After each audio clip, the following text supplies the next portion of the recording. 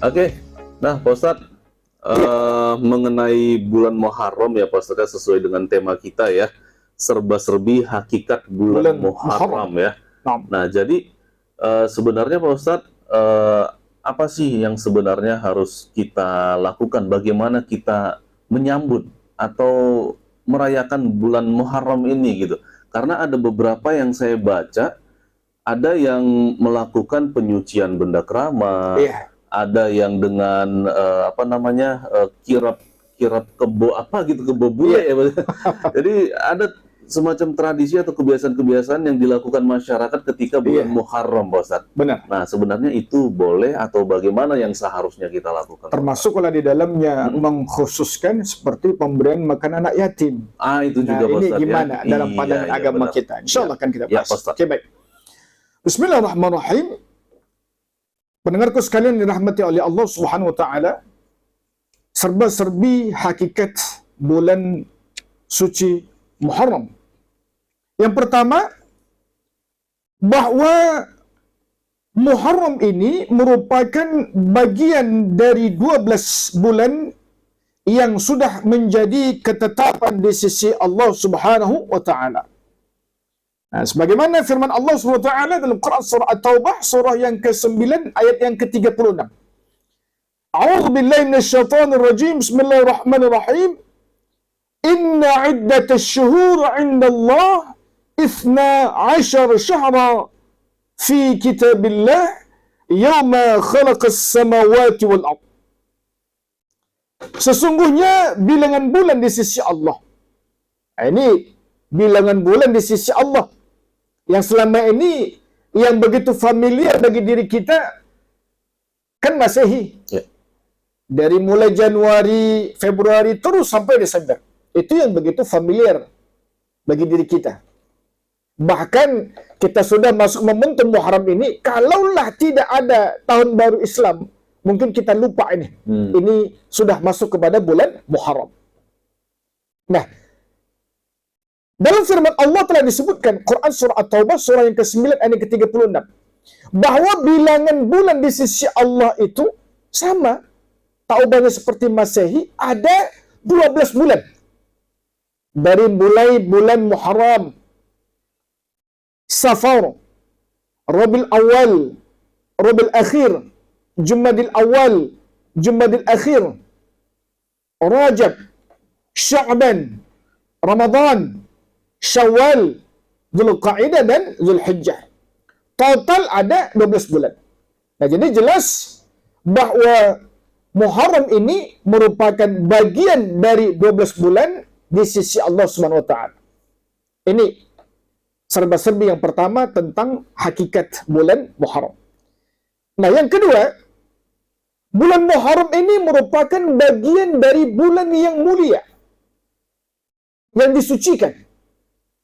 Kata-kata Syahrul Haram, bulan yang haram ini, bukan berarti dimaknai seolah-olah makanan yang diharamkan. Tidak. Lah. Tapi makna haram di sini memiliki arti yang bulan disucikan.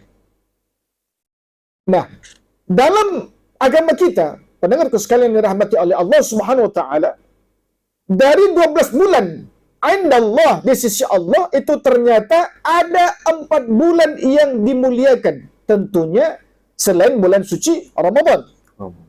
Apa itu? Nah, Allah menyebutkan dalam kelanjutan firman-Nya, minha arba'atun hurum. Ada 4 bulan haram. Ya, ada 4 bulan haram. Nah, pertanyaan besarnya adalah, apa 4 bulan haram itu? Nah, ini kemudian dijawab. Ini berkorelasi ke dalam hadis Rasulullah sallallahu alaihi wasallam. Dan disebutkan dalam hadis Rasulullah, dalam setahun ada 12 bulan. Dan di antaranya minha arba'atun hurum, ada 4 bulan haram yang mulia, 3 di antaranya berturut-turut. Apa itu? Dari mulai bulan yang ke-11, 12, kemudian kembali ke bulan satunya, yaitu bulan ke-11, Dzulqa'dah, bulan ke-12, Dzulhijjah, dan kembali bulan satunya itu Muharram. Ini 3 bulan yang berturut-turut. Kemudian masuk kepada bulan yang ke-7, yaitu bulan Rajab. Nah, ini dia, 4 bulan haram. Nah, jadi serba-serbi hakikat bulan Muharram yang kedua adalah bahawa bulan Muharram merupakan bagian dari 4 bulan haram. 4 bulan yang dimuliakan di sisi Allah Subhanahu wa taala. Nah, pendengarku sekalian dirahmati oleh Allah Subhanahu wa taala, ada apa dengan bulan haram yang 4 ini tadi? Terkhususnya yang akan kita bahas yaitu bulan Muharram, karena memang kita bertepatan berada pada bulan Muharram. Wa qatilul musyrikina kaffah kama yuqatilunakum kaffah wa'lamu annallaha ma'al muttaqin. Yang maknanya bahawa di antaranya ada 4 bulan haram, itulah ketetapan agama yang lurus. Maka janganlah kamu menzalimi diri kamu sendiri. Dalam kaedah bahasa firman-Nya, fala tazlimu fihinna anfusakum, dan janganlah kamu menzalimi diri kamu sendiri. Ini maknanya apa? Kata ulama tafsir al-mufassir al-mutakhirin, bahkan disebutkan dalam tafsir Ibnu Katsir bahawa makna fala tazlimu fihinna anfusakum, janganlah kamu menzalimi diri kamu sendiri, ini maknanya, pendengar sekalian dirahmati oleh Allah SWT, adalah jangan kamu berbuat maksiat. Jangan kita berbuat maksiat. Di sini maksudnya adalah jangan kita berbuat dosa. Maka dengan adanya larangan langsung dari Allah di 4 bulan haram ini jangan berbuat dosa, maka berarti, ini pendapat ulama ya, dosa-dosa yang kita lakukan ketika di dalam bulan haram tadi, yang 4 tadi, terkhususnya ini kita sudah masuk kepada momentum bulan Muharram, maka berarti itu dimaknai dosanya akan lebih besar diganjar oleh Allah. Jadi misalnya, ketika kita katakanlah berjudi misalnya, dosa ketika kita berjudi di luar 4 bulan haram tadi, dan tentunya juga di luar bulan suci Ramadan, ya, dosanya katakanlah 10 sekali berjudi. Ini contoh ya. Maka ketika kita melakukan perjudian di 4 bulan haram ini, termasuk di dalamnya bulan Muharram, maka niscaya dosanya berlipat ganda. Itu makna dari firman Allah, sengaja melarang kita untuk menzalimi diri sendiri. Itu dia. Nah, dan kebalikannya, ketika kita melakukan kebaikan, kita melakukan amal saleh, maka niscaya pahalanya pun berlipat ganda di sisi Allah Subhanahu wa taala. Nah, oleh karena itu disunnahkan kepada kita, bahkan diperintahkan, yang tentunya ini merupakan sebuah pilihan bagi kita untuk beramal saleh, agar apa? Agar kita meningkatkan amal saleh di 4 bulan haram ini tadi. Dan termasuknya di dalamnya yaitu bulan Muharram. Dan kebalikannya, kita mengupayakan semaksimal mungkin untuk menahan diri dari berbuat maksiat kepada Allah dan Rasulullah sallallahu alaihi wasallam. Agar apa? Agar kita tidak mendapati dosa yang berlipat ganda. Nah, jadi ini ya, serba-serbi hakikat bulan Muharram yang ketiga, bahwa ketika kita melakukan kemaksiatan di dalamnya, maka dosa kita berlipat ganda. Dan kebalikannya, Mas Oi dan pendengarku sekalian dirahmati oleh Allah SWT, ketika kita melakukan amal saleh, maka pahalanya juga berlipat ganda. Jadi, dosanya berlipat ganda, maka pahalanya juga kebalikannya berlipat ganda. Itu dia. Kemudian, di dalam bulan Muharram ini ada sebuah amalan khusus yang disunnahkan oleh baginda Rasulullah sallallahu alaihi wasallam. Apa itu? Yaitu berpuasa pada tanggal 10 Muharram. Dan kalau bisa ini digandeng pada hari yang ke-9-nya, yang disebut sebagai hari Tasu'a. Nah, pendengarku sekalian dirahmati oleh Allah SWT, Kalau kita lihat kalender, ini tepat pada tanggal 5 Agustus. Ya. Nah, kalau seandainya kemarin kita konversikan Qamariyahnya berdasarkan kalender ya, pendengarku sekalian rahmati oleh Allah, berarti ini kita sudah jatuh pada tanggal 7 Muharram. 7 Muharram. 7 Muharram. Nah, artinya ini hari Jumat 7 Muharram, maka besok Sabtu 8, maka tanggal 7 nanti hari Minggu, ya, tepatnya pada tanggal 7 Agustus, ini kita sudah masuk momentum 9 Muharram. 9 Muharram. Dan hari Senin nanti, tanggal 8 Agustus, kita sudah masuk hari Ashura. Nah, maka ini jangan dilewatkan. Kenapa? Karena dalam hadis Rasulullah disebutkan, hadis diriwayatkan oleh Bukhari dan Muslim, maka tidaklah Rasulullah memberikan perhatian yang khasah, yang khusus, yang penting kepada puasa kecuali Ramadan, ya, maksudnya selain Ramadan, Ya. apa itu? Yaitu berpuasa pada hari Ashura. Ashura itu yaitu hari yang ke-10 Muharram. Ya. Nah, dan kalau bisa seperti yang kita sebutkan tadi, diganding dengan puasa Tasu'a.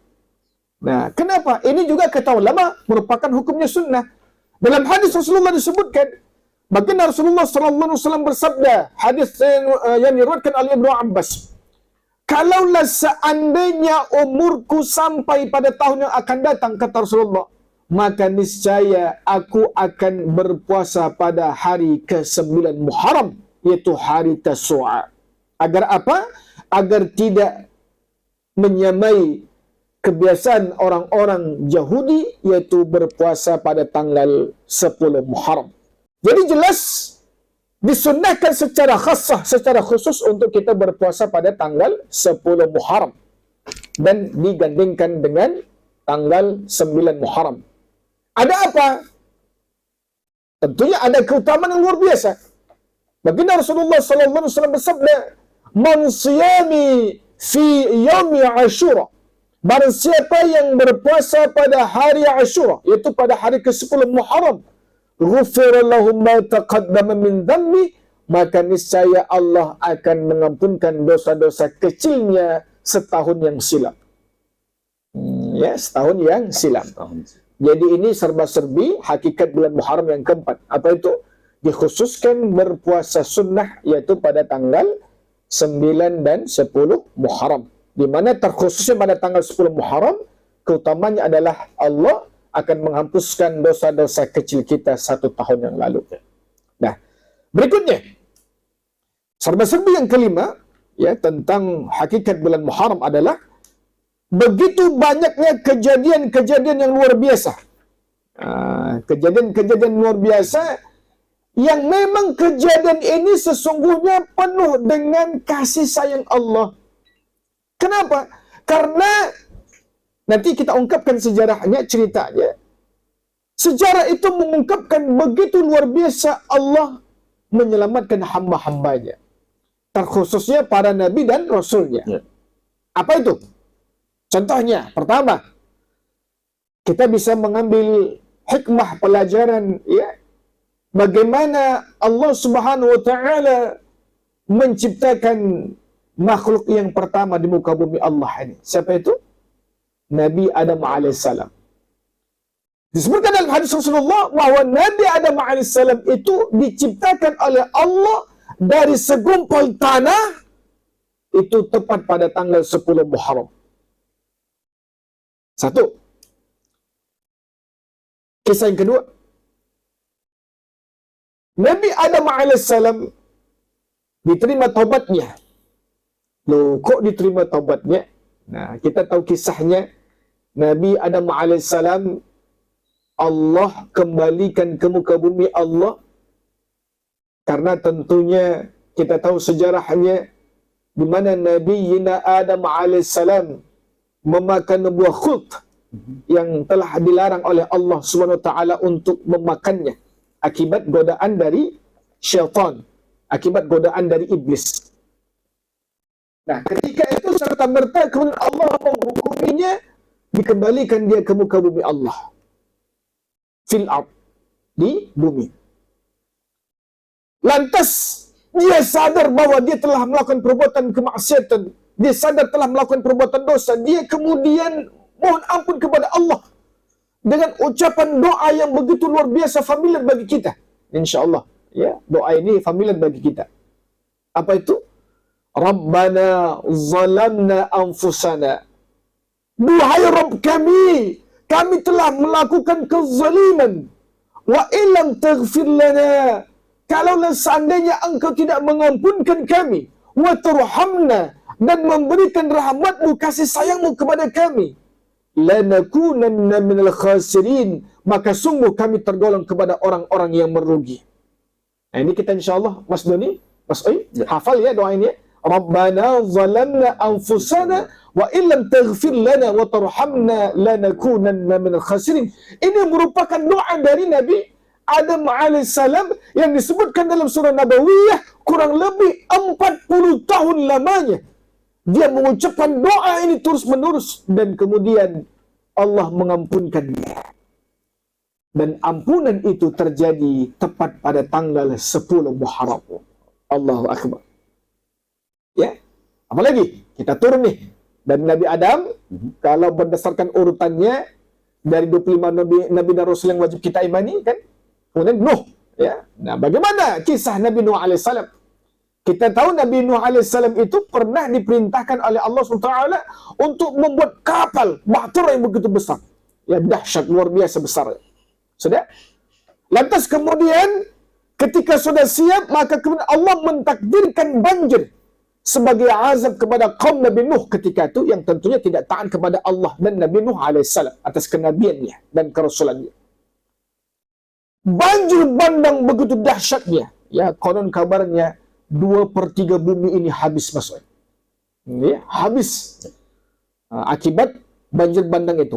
Bayangkan ya, gunung ya sebegitu besar itu hampir tenggelam gitu. Ya. Nah, lantas kemudian Allah menyelamatkan Nabi Nuh alaihissalam beserta dengan kaumnya yang taat kepada Allah dan Nabi Nuh alaihissalam di atas bukit Judi. Ini Judi jangan diartikan seperti bahasa Indonesia ya. Itu haram kalau bahasa Indonesia. Ya, ada sebuah bukit Judi, ya, wallahu alam. Ada pakar-pakar sejarah kita menyebutkan itu kemungkinan berada di Turki, wallahu alam. Nah, tapi yang pastinya ketika Allah menambahkan kapal bahtera Nabi Nuh alaihissalam itu sebagai penyelamatan kepada Nabi Nuh alaihissalam dan kaumnya atas banjir bandang luar biasa yang dahsyat, itu tepat pada tanggal 10 Muharram. Ya. Turun lagi kita ke bawah. Nabi kita, ya, Ibrahim alaihissalam. Kita tahu Nabi Ibrahim ini, ya, fase dakwahnya itu sezaman dengan raja yang bernama Namrud, di mana Namrud pernah menghukum Nabi Ibrahim alaihissalam dengan dibakar hidup-hidup. Nah, Allah menyelamatkan Nabi Ibrahim alaihissalam atas siksaan yang dilakukan oleh Raja Namrud ketika itu, terjadi tepat pada tanggal 10 Muharram. Sudah. Apa lagi? Ke bawah lagi kita. Nabi Yusuf alaihissalam. Kita tahu Nabi Yusuf ini pernah dipenjara. Ya. Dan Allah membebaskan Nabi Yusuf alaihissalam ini keluar dari penjaranya ketika itu di bumi Mesir, ya, di negara Mesir. Itu terjadi juga pada tanggal 10 Muharram. Nah, kemudian apa lagi? Nabi Yunus alaihissalam. Kita tahu ya, Nabi Yunus alaihissalam ini, ya, qadarullah, masuk ke dalam perut ikan yang kalau kita kisahkan dulu masih kecil, ya, katanya ikannya ikan yang mana Nabi Yunus alaihissalam namanya ikan nun, wallahu alam. Ya. Tapi yang jelas Allah takdirkan dia, ya, masuk ke dalam perut ikan, ya, dan kemudian Allah mengeluarkannya kembali, ya, menyelamatkan Nabi Yunus alaihissalam, dan itu terjadi pada tanggal 10 Muharram juga, maksudnya. Dan dia terus mengucapkan zikir, doa kepada Allah. Apa lantunan doanya? Apa lantunan zikirnya? Ini insyaAllah kita juga familiar, ya. La ilaha illa anta subhanaka inni kuntu minaz zalimin. Tidak ada Tuhan yang pantas disembah kecuali Engkau, sesungguhnya aku tergolong kepada orang-orang yang telah berbuat kezaliman. Nah, ya, karena memang ketika itu dikisahkan Nabi Yunus alaihissalam ini bukan frustasi, bukan putus asa, tapi dia merasa ini ujian yang diberikan oleh Allah begitu beratnya, lantas kemudian dia menyengaja untuk sementara meninggalkan kaumnya. Ya, lantas kemudian takdir Allah tidak menginginkan Nabi Yunus alaihissalam meninggalkan kaumnya, lantas kemudian dia naik kapal, ya, yang takdir Allah dikisahkan ketika itu. Biasanya kalau seandainya kapal ini nggak bergerak gitu, nggak berjalan, ini pasti ada sesuatu ini atas takdir Tuhan. Maka lantas kemudian ketika itu disepakati untuk diundi nama orang yang akan ditenggelamkan. Ternyata 3 kali berturut-turut nama Nabi Yunus alaihissalam itu keluar namanya. Maka kemudian dia dijatuhkan ke dalam lautan dan takdir Allah dia ditelan oleh ikan nun lah. Ya, kalau kisah kita pada saat masih kecil dulu ya. Dan takdir Allah dia diselamatkan oleh Allah, dikeluarkan, dimuntahkan dari dalam perut ikan dan kemudian dia kembali kepada kaumnya. Ya, itu dia. Nah, jadi ini ya kisah-kisah luar biasa yang penuh dengan rahmat Allah, yang penuh dengan keberkahan Allah yang terjadi pada bulan Muharram, terkhusus pada tanggal 10 Muharram, yaitu tepat pada hari Asyura. Nah, serba-serbi yang barusan kita sebutkan ini tadi bertolak belakang dengan serba-serbi yang akan kita ungkapkan ini. Apa?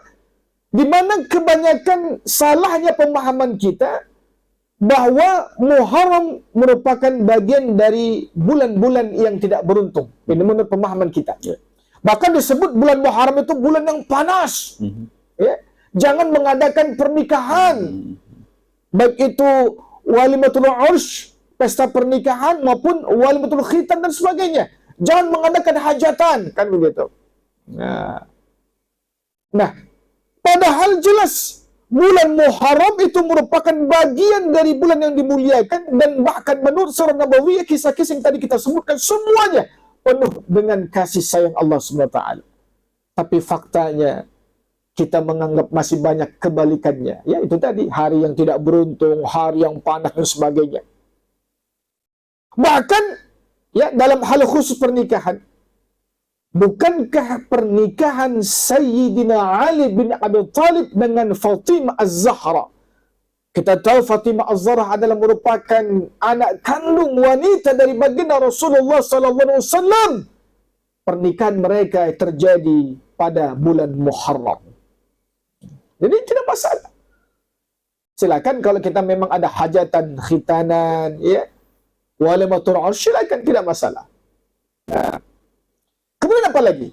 Pemahaman-pemahaman kita juga salah terhadap bulan Muharram yang kemudian melebih-lebihkan, ya, dalam hal keramat misalnya, yang kemudian ini cenderung mengarah kepada kemusyrikan. Contoh, sebuah pemahaman yang menyebutkan pada tanggal 1 Muharram ini, maaf ya, tidak maksud menyinggung siapapun, tidak maksud menyinggung pekerjaan atau predikat siapapun. Orang kalau punya keahlian pijit misalnya Mas Oi, Ya. kusuk ya dan sebagainya, itu konon kabarnya ada pemahaman jangan mengambil pasien untuk pijitnya atau kusuknya dalam hal keluar rumah. Berarti dia yang menjemput ya. Ini pada tanggal 1 Muharramnya jangan. Punya pemahaman kalau seandainya dia keluar pada tanggal 1 Muharram itu, maka ilmu mengkusuknya hilang.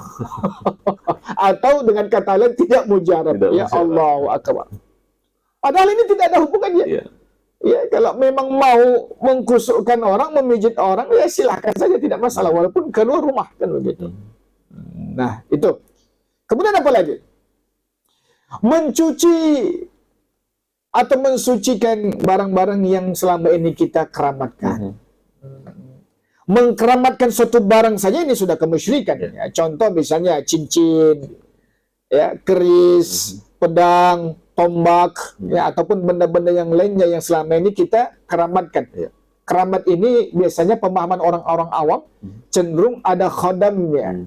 Apa itu khodam? Yaitu isi dari benda-benda yang kita keramatkan itu yaitu dengan makhluk jin.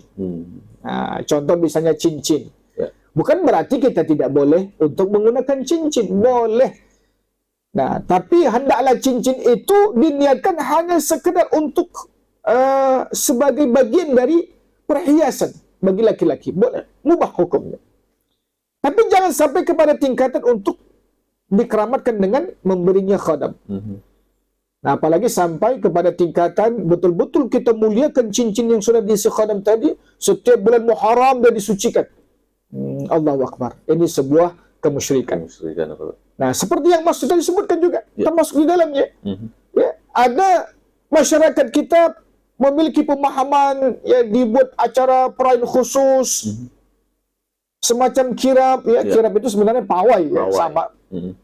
Di mana ada hewan, ya, ternak, apakah itu lembu atau kerbau yang kemudian diarak, na'udzubillah min dzalik, ya, sampai-sampai kotorannya yang ada di jalan itu kemudian diperebutkan dan dianggap dapat membawa berkah. Allahu Akbar. Nah, ini hati-hati, ini kemusyrikan. Bahkan tidak hanya kemusyrikan, hal yang mubazir luar biasa. Apa itu? Dibuatlah semacam sesajen gitu ya. Ini semacam memberikan makanan yang bukan diperuntukkan kepada umat Islam atau fuqarul masakin, tapi untuk sesembahan kepada selain Allah. Jadi dibuatlah semacam, katakanlah, nasi, ya, yang bentuknya seperti kerucut tumpeng itu. Kemudian ada hasil bumi, padi kah dia, ya, buah-buahan kah dia, ya, dibentuk sedemikian rupa cantik. Kemudian, ya, semua hasil bumi tadi diperebutkan. Nah, kalau sekadar diambil untuk kemudian sekadar dimakan saja, boleh-boleh saja. Tapi kemudian yang difahami adalah bahwa dengan makanan yang sudah didoakan tadi, ya, diarak tadi, kemudian ini dapat memberikan keberuntungan. Ini salah. Bahkan tidak menafikan banyak yang hasil bumi tadi ditenggelamkan ke lautan. Iya. Ya, ini untuk apa itu? Malah jadi sampah ya. Iya. Ya. Nah, jadi inilah beberapa contoh hal-hal khurafat. Ya, khurafat itu semacam hal-hal yang berbau tahayul, kemusyrikan yang sering kita lakukan tepatnya di bulan Muharram ini. Nah, jadi tentunya kita bersihkan pemahaman kita. Kita bersihkan akidah kita, tentunya akidah untuk menuju tauhid yang sempurna, yang suci, hanya menyembah kepada Allah Subhanahu wa taala. Nah, jadi intinya, ya, hendaklah kita bersihkan iman kita, tauhid kita dari pemahaman-pemahaman yang tentu saja dapat menyelewengkan akidah kita kepada kemusyrikan. Oke, baik, demikian penjelasan kita tentang serba-serbi hakikat bulan Muharram. Semoga kita terjaga, ya, dari hal-hal negatif yang tadi telah kita sebutkan. Ternyata sesungguhnya bahwa bulan Muharram itu adalah bulan yang mulia. Maka hendaklah kita mengisi amal soleh di dalamnya, ya, dengan penuh semangat yang luar biasa dan dengan bentuk amal soleh yang berbagai macam rupa. Tidak itu dengan puasa sunnah yang memang dikhususkan pada bulan Muharram ini, yaitu Tasu'a dan Ashura, dan amal yang lainnya seperti tilawah Al-Quran, ya, memperbanyak infak dan sedekah. Nah, ini lagi memperbanyak infak dan sedekah. Ini kebanyakan kita di bulan Muharram, tepatnya pada tanggal 10 Muharram, ya. Ini nanti pasti banyak kita yang memberikan makan kepada fuqarul masakin. Nah, kalau ditanya hukum asalnya memberikan makan itu, ya, baik, apalagi kepada fuqarul masakin. Hanya saja masalahnya kita mengkhususkan memberikan makannya itu hanya di bulan Muharram, tepat pada tanggal 10 Muharramnya. Bagaimana tanggal 1-nya? Bagaimana tanggal 2-nya? Bukankah orang ini anak yatim, ya? Jangankan anak yatim, kita saja yang normal, yang alhamdulillah ada rezeki bisa makan 3 kali sehari, kan kita butuh makan tiap hari. Nah, bagaimana dengan mereka? Ya, tentunya hadis yang pernah kita dengar, ya, keutamaan memberikan makan anak yatim pada tanggal 10 Muharram ini disebutkan oleh ulama hadis, ini adalah hadis yang dhaif, yang lemah. Jadi sesungguhnya tidak ada kekhususan untuk memberi makan anak yatim itu pada tanggal 10 Asyura, tidak ada. Ya, tapi silakan kita untuk memperbanyak segala bentuk amal soleh. Termasuklah di dalamnya memang memberi makan anak yatim, tapi jangan sekali-kali mengkhususkan. Nah, kembali tentang hal makanan juga. Nah, ini sedikit kaji kita ya. Sampai ada yang memahami pada tanggal 10 Muharram itu buat bubur merah putih. Oh. Ini mau 17 Agustus atau gimana? Ya. Jadi kalau mau buat makanan itu apa saja silakan. Ya. Mau masak rendang, mau gulai jengkol, ya, mau ayam semur, mau apa lagi buburnya silakan. Mau bubur kacang hijau, kenapa mesti hanya dikhususkan bubur merah putih? Ya, jadi silakan mau bubur sum-sum dia, bubur apa lagi kacang hijau, bubur apa lagi Mas Doni? Bubur jagung. Bubur jagung, silakan. Ya, jangan sekali-kali kita mengkhususkan seolah-olah itu berasal dari hukum Islam, tidak ada. Tidak. Ya, jadi hukumnya boleh. Masa bubur Ustaz boleh. Ya, tapi jangan mengkhususkan hanya sekedar bubur merah putih. Kalau mau masak bubur merah putihnya silakan, tapi jangan dikhususkan seolah-olah hanya bubur itu saja boleh. Betul. Bubur yang lain tidak boleh. Jadi seolah-olah sudah identik Sudah identik. Muharram, bubur merah putih jadi padahal tidak ada hukumnya. Tidak ada ya. hukumnya. Ya, oke, baik. Itu dia. Ya, seputar tentang serba-serbi hakikat bulan Muharram. Nah, wallahu a'lam bishawab. Baik, terima kasih banyak Pak Ustadz. Ya, sama-sama. Nah, Sobat Pas, tentang Muharram ini nanti bakal kita upload di YouTube-nya Pas FM, yaitu Ya, Pas TV Channel ya. Jadi Sobat Pas bisa tonton juga di situ, diulang-ulang kembali ya kan. Dan buat Sobat Pas yang mungkin punya pertanyaan yang ingin kita bahas untuk kita upload di channel YouTube kita, silahkan WA aja atau telepon aja ke nomor kita 081361504406. Baik, terima kasih Pak Ustadz. Kembali ke Mas Doni, silahkan Mas Doni.